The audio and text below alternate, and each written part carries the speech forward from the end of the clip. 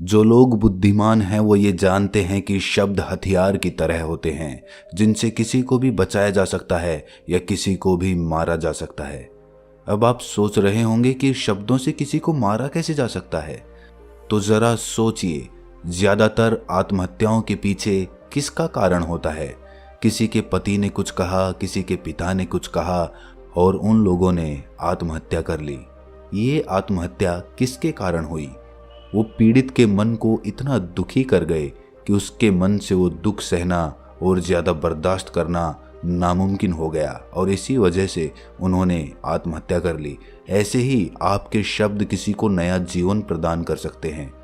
जब कोई आदमी उदास होता है या दुखी होता है तो आपके शब्द उसमें एक नया जोश, एक नया उत्साह भर सकते हैं और एक हारा हुआ आदमी अपने जीवन में एक नई शुरुआत कर सकता है, सिर्फ शब्दों के माध्यम से, हमारी वाणी के माध्यम से। तो अब तक आप ये तो समझ ही गए होंगे कि हमारे शब्द हमारे जीवन को किस तरह निर्धारित करते हैं। शब्दों में कितनी ताकत होती है और किसी से बात करते वक्त हमें कितनी सावधानी से अपने शब्द चुनने चाहिए। आज की जो बोध कहानी मैं आपको सुनाने वाला हूँ उसमें आपको सीधे सीधे तौर पे कुछ ऐसे तरीके पता चलेंगे, कुछ ऐसी परिस्थितियाँ पता चलेंगी जहाँ पे आपको हमेशा चुप रहना चाहिए। कुछ परिस्थितियों में अगर आप कुछ नहीं बोलेंगे तो वही आपके लिए सबसे ज़्यादा बेहतर होगा। इससे पहले कि आप इस कहानी में खो जाएं, इस चैनल को सब्सक्राइब ज़रूर कर लें। तो चलिए कहानी शुरू करते हैं। एक बार की बात है, एक युवा लड़का एक बार एक बौद्ध भिक्षु के पास पहुंचा। वो काफी परेशान लग रहा था और उसने बौद्ध भिक्षु से जाकर पूछा कि हे महात्मन, मैं अपने आप से परेशान हूँ, अपने आप से दुखी हूँ। बाहरी रूप से मुझे कोई दुख नहीं है, मैं धन धान्य संपन्न हूँ, मुझे कोई शारीरिक रोग भी नहीं है, लेकिन मैं खुद से परेशान रहता हूँ, अपने मन से परेशान रहता हूँ। अक्सर मेरी बातों को मेरा कोई भी दोस्त गंभीरता से नहीं लेता है और ना ही मेरे परिवार के लोग मेरी किसी बात को गंभीरता से लेते हैं। मैं जो कुछ भी सलाह देता हूँ या तो वो उसे मजाक में उड़ा देते हैं या फिर उसे गंभीरता से लेते ही नहीं हैं। मेरी बातों को कोई गंभीरता से क्यों नहीं लेता है? क्यों मेरी बातों पे कोई अमल नहीं करता? क्यों मेरी बातों में कोई रुचि नहीं दिखाता? क्या कारण है? कृपया मुझे बताने का कष्ट करें और मेरे मन के इस दुख को दूर करें।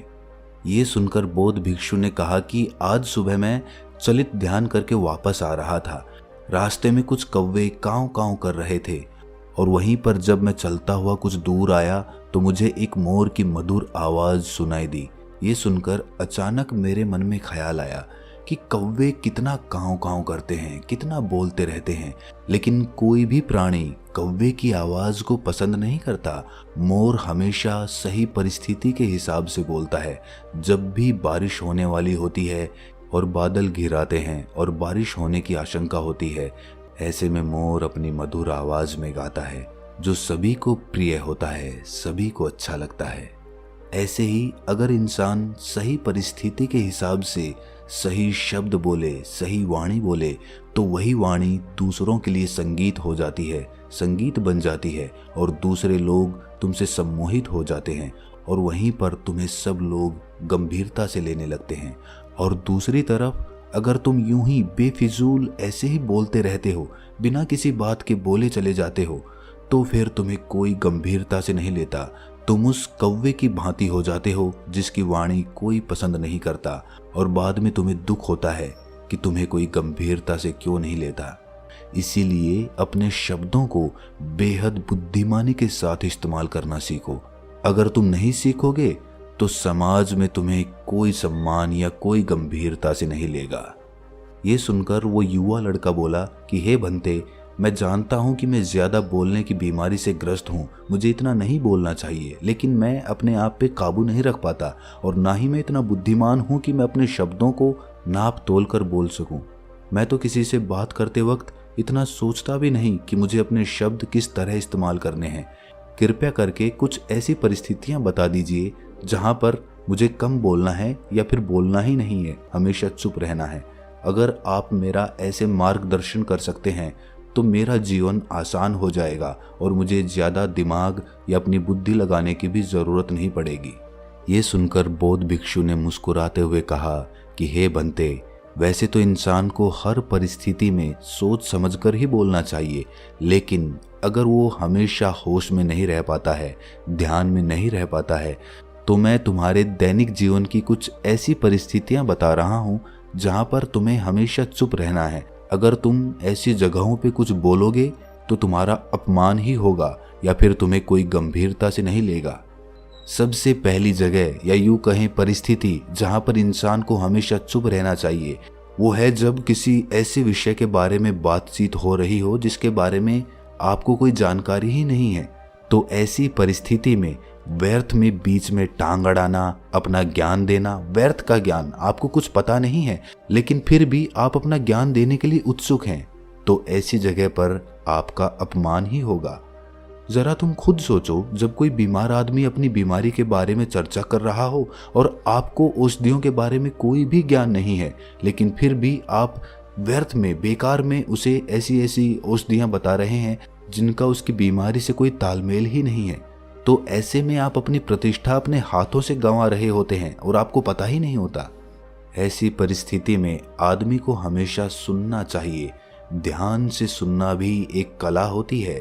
अगर आप सुनने का दिखावा करेंगे तो कहीं ना कहीं सामने वाले आदमी को ये एहसास हो जाता है कि ये मेरी बात पूरे ध्यान से नहीं सुन रहा है। इसीलिए जब आपको किसी विषय के बारे में पूरी तरह से जानकारी ना हो तो वहाँ पर केवल अपने कान लगाना ही ज़्यादा महत्वपूर्ण होता है, ज़्यादा ज़रूरी होता है।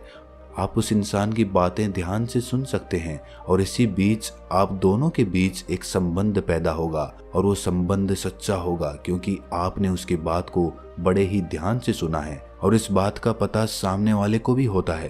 तो हम बिना कुछ बोले सिर्फ सुनने मात्र से किसी को अपना दोस्त या अपना मित्र बना सकते हैं। इस बात को हमेशा ध्यान में रखना।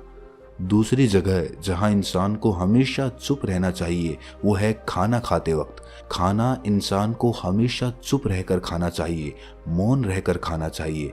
महात्मा बुद्ध और उनके भिक्षु हमेशा चुप रहकर भोजन करते हैं, शांत भाव से भोजन करते हैं, परिपूर्ण होकर भोजन करते हैं, पूरी तरह से करते हैं, एक एक टुकड़े का स्वाद लेकर भोजन करते हैं। और ऐसा भोजन जब आपके शरीर में पहुंचता है तो वो आपके अंग अंग तक ऊर्जा पहुंचाता है। अक्सर हम भोजन करते वक्त कुछ ना कुछ बोलते रहते हैं, कुछ ना कुछ सुनते रहते हैं, लेकिन मौन रहकर पूरा स्वाद लेकर उस भोजन को कभी नहीं करते। हम उस भोजन को करते वक्त आधे अधूरे ही रहते हैं और इसीलिए हमारा शरीर रोगों से ग्रस्त हो जाता है। जरा तुम खुद सोचो, बौद्ध भिक्षु हमेशा भिक्षा लेकर भोजन करता है और भिक्षा भी कितनी, बिल्कुल मामूली सी, और वो भी एक वक्त। तो एक वक्त भोजन करने के बाद भी वो इतने स्वस्थ रहते थे, इतने उत्साह, जोश और आनंद से भरे होते थे। और हम तो इतना खाना खाते हैं, इतनी सारी भोजन की सामग्रियां हमारे लिए उपलब्ध होती हैं, लेकिन हमारे शरीर में कोई ऊर्जा नहीं होती। इसका सबसे बड़ा कारण होता है कि हम अपना भोजन होश में नहीं करते हैं, परिपूर्ण होकर नहीं करते हैं, मौन रहकर नहीं करते हैं। इसीलिए अपना भोजन हमेशा मौन रहकर ही करो। तीसरी जगह या यूं कहें परिस्थिति जहां पर अगर आपने चुप रहना सीख लिया तो इसका मतलब ये है कि आपने अपने ऊपर विजय हासिल कर ली। जी हाँ, गुस्से में शांत रहना या चुप रहना इतना आसान नहीं होता है। अक्सर हम गुस्से से भरकर कुछ ऐसे शब्द या अपशब्द बोल जाते हैं जिसका पछतावा हमें हमेशा रहता है, लेकिन जुबान से निकला हुआ शब्द वापस नहीं हो सकता, उस शब्द को मिटाया भी नहीं जा सकता। अब वो जिंदगी भर हमारे दामन से जुड़ चुका है और वो गुस्से में बोला गया अपशब्द हमारे चित्त को समय समय पर बेचैन करता रहता है, दुखी करता रहता है। लेकिन गुस्से के वक्त चुप रहना सीखना भी एक बहुत बड़ी कला होती है। गुस्से में आदमी का अपने ऊपर काबू कहाँ रहता है, अपनी इंद्रियों को वो वश में कहाँ रख पाता है। इसीलिए इस कला को आप तभी सीख सकते हैं जब आप गुस्सा भी होश में रहकर कर पाएं। जब भी आपको गुस्सा आए, आपके दिमाग में सिर्फ एक ही बात आए कि मुझे चुप रहना है, मुझे किसी से कुछ गाली गलौज नहीं करना, किसी को कोई अपशब्द नहीं बोलना।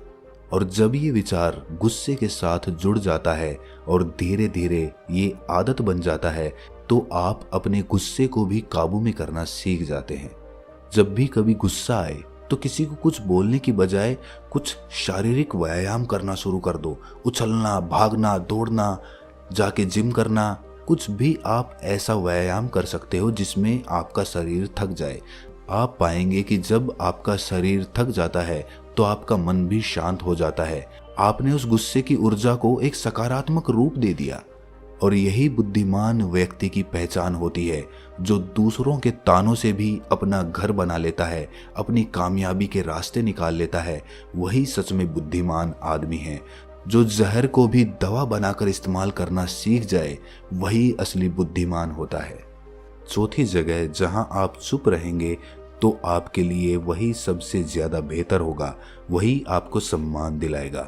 चौथी जगह है जब चार लोग आपस में बैठकर बातें कर रहे हों, कोई बैठक कर रहे हों, तो वहां पर जब चार लोग बात कर रहे होते हैं तो चारों लोग एक साथ तो बात कर नहीं सकते। एक बार में एक व्यक्ति बोलेगा और तीन सुनेंगे, तभी वो बैठक कामयाब हो पाएगी, तभी वो चर्चा सही रूप में आगे बढ़ पाएगी। लेकिन अगर कोई आदमी ऐसा बैठा हुआ है जो बीच में ही दूसरे की बात काटकर अपनी बात को ऊपर रखना चाहता है, तो ऐसे में वो चर्चा या वो बैठक आपको कहीं नहीं पहुंचाएगी और चारों लोगों के बीच आप सबसे मूर्ख कहलाओगे। अगर आपको अपनी बात कहनी है तो सामने वाले को अपनी बात पूरा करने दो, उसके बाद अपने विचार रखो। यही एक भद्र पुरुष या फिर कहीं जेंटलमैन की पहचान होती है। और आखिरी जगह, अगर हमारे माता पिता हमें कुछ कह देते हैं, हमारे बड़े बुजुर्ग हमें किसी बात पर डांट देते हैं या हमें थप्पड़ भी मार देते हैं, तो ऐसी जगहों पे आपका चुप रहना ही उनके प्रति सम्मान दिखाएगा, उनके प्रति आदर का भाव व्यक्त होगा। अगर आप उनके सामने उनका विरोध कर देते हैं, उनका प्रतिरोध कर देते हैं, तो वो गुस्सा तो थोड़ी देर बाद शांत हो जाएगा, लेकिन वो कही गई बात, वो विरोध किया हुआ शब्द या फिर कुछ भी उल्टा सीधा हमेशा आपके मन को सताएगा और आपके माता पिता को हमेशा यही लगेगा कि आज ये हमारी इज्जत नहीं करता, आज ये हमारी बात नहीं मानता, क्योंकि ये कमाने लग गया है, ये बड़ा आदमी बन गया है। ऐसी ऐसी बातें उठेंगी, ऐसे ऐसे तंज कसे जाएंगे। इसीलिए ऐसी जगहों पे आप मौन रहिए, चुप रहिए, कुछ मत बोलिए। अपने गुस्से को अपने अंदर ही पी लीजिए, कुछ व्यायाम कर लीजिए, भाग लीजिए, दौड़ लीजिए, आपका मन अपने आप शांत हो जाएगा। आखिर में बौद्ध भिक्षु ने अपनी बात को खत्म करते हुए कहा कि कम शब्दों में अपनी भावनाओं को उतारना सीखो। शब्द हथियार की तरह होते हैं। बोलो तो होश में बोलो, ध्यान में बोलो। जीवन शैली ऐसी बना लो कि आप जब भी बोलो पूरे होश में रहकर बोलो, पूरे आनंद के साथ बोलो, पूरे प्रेम के साथ बोलो। ऐसी वाणी बोलो जो दूसरे के दिल को ठंडक पहुंचाती हो, दूसरे के मन को भी शांत कर देती हो। और वो तभी संभव है जब आप प्रतिपल होश में रहकर बोले। इसके बाद वो युवा लड़का बौद्ध भिक्षु के सामने नतमस्तक हो गया और उनको प्रणाम करते हुए अपने घर वापस लौट गया। तो दोस्तों, कैसी लगी ये कहानी आपको कमेंट सेक्शन में ज़रूर बताना, और अच्छी लगी हो तो इस चैनल को सब्सक्राइब ज़रूर कर लेना। तो मिलते हैं अगली किसी कहानी में, तब तक के लिए अपना ख्याल रखें।